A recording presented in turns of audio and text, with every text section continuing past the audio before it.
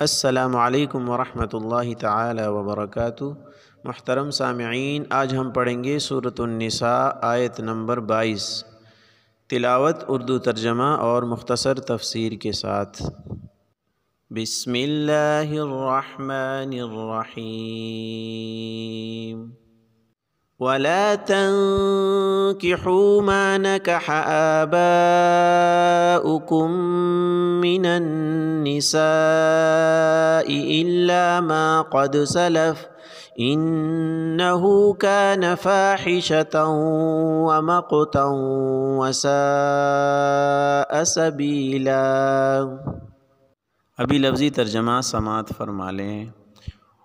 اور لا تنکحوا، تم نکاح نہ کرو، ما ان سے نکحا کہ نکاح کیا ہے، آباؤکم، آبا کے معنی آبا، کم تمہارے آبا، من سے، النساء عورتوں میں سے، من النساء عورتوں میں سے، الا مگر ما وہ کام، قد سلفا جو ہو چکا، قد سلفا جو ہو چکا، انہو بے شک یہ، کانا ہے، فاحشتاً بے حیائی، ومقتاً اور ناراضگی اور غضب کی بات، مقت ناراضگی اور غضب کو کہتے ہیں، وساء اور برا ہے، سبیلا راستہ۔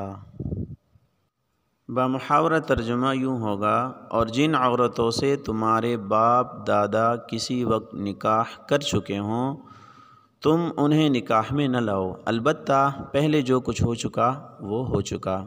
یہ بڑی بے حیائی ہے اور گھناؤنا عمل ہے اور بے راہ روی کی بات ہے۔ اس آیت کی تفسیر یہ ہے کہ جاہلیت کی قبیح اور بری رسموں میں سے ایک رسم یہ تھی کہ وہ بعض حرام عورتوں سے نکاح کر لیا کرتے تھے۔ مثلا سوتیلی ماں سے نکاح وہ کر لیا کرتے تھے، حالانکہ سوتیلی ماں سے نکاح کرنا یہ حرام ہے۔ تو اس آیت کے اندر اللہ تعالیٰ نے ارشاد فرمایا، وَلَا تَنْكِحُوا مَا نَكَحَ آبَاؤُكُم مِّنَ النِّسَاءِ، جن عورتوں کے ساتھ تمہارے آبا نکاح پہلے کر چکے ہیں، ان عورتوں کے ساتھ تم نکاح نہ کرو، یہ حرام ہے۔ اب آبا اس سے مراد والد بھی ہو سکتے ہیں، اور والد کے جو والد ہے، دادا پردادا، یہ سارے اوپر تک ہو سکتے ہیں، نانا بھی اسی کے اندر آ جاتا ہے۔ تو آبا کے اندر والد بھی آ گئے، باپ دادا بھی آ گئے، اور نانا بھی اس کے اندر آ گئے ہیں۔ آگے فرمائے الا ما قد سلف، مگر جو کام پہلے ہو چکا، یعنی اس آیت کے نازل ہونے سے پہلے اگر کسی نے اس طرح کا نکاح کر لیا ہے، اپنے والد یا دادا یا نانا کی منکوحہ سے نکاح کر لیا ہے اس نے، تو چونکہ اس وقت تک یہ آیت نازل نہیں ہوئی تو اس لیے اس کو کوئی گناہ نہ ہوگا، لیکن اس آیت کے نازل ہونے کے بعد اب اس نکاح کو باقی رکھنا یہ جائز نہیں ہے، اس نکاح کو ختم کرنا ہوگا۔ آگے اس نکاح کی برائی بتائی کہ اپنے آباء و اجداد کی منکوحہ سے نکاح کیوں ناجائز ہے۔ 3 اعتبار سے اس کے اندر خرابی ہے۔